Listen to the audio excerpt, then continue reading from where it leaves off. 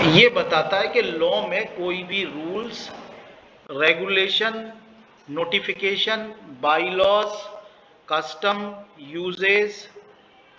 Ordinance, ठीक है ना, ये सारी चीज़ें यानी नियम, उपनियम, विधि, उपविधि, अध्यादेश, आदेश, यहाँ तक कि रीति रिवाज भी इसकी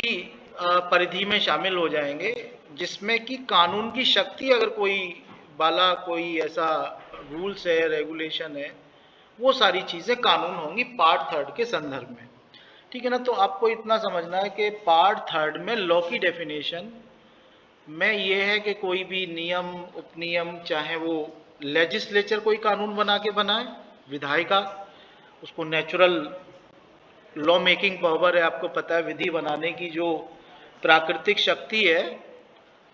वो विधायिका की है। जैसे मान लो कि आपकी जो प्राकृतिक फंक्शन है वो पढ़ना है, आप स्टूडेंट हैं, मेरा नेचुरल फंक्शन पढ़ाना है, मैं टीचर हूँ, उसी तरह से विधायिका का फंक्शन कानून बनाना है। तो कानून बनाने में चाहे वो नियम बनाए, उपनियम बनाए, कुछ भी बनाए, चाहे कोई एडमिनिस्ट्रेटिव ऑफिसर, प्रशासनिक अधिकारी कोई नियम बनाए, कोई ऑर्डर पास करे, या कोई कार्यपालिका का अधिकारी, एग्जीक्यूटिव ऑफिसर जो होते हैं, एसडीएम, डीएम साहब,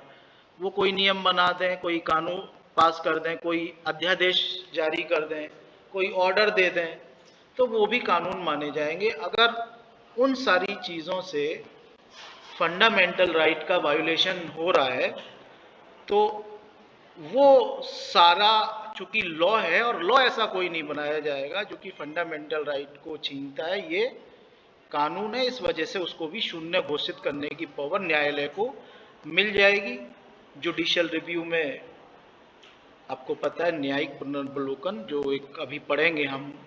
न्यायालय चेक करेगा कि ये कानून सही है, फंडामेंटल राइट के खिलाफ तो नहीं है, अगर खिलाफ होगा तो उसको शून्य घोषित कर देगा। तो यहाँ पर हम जो शुरुआत करते हैं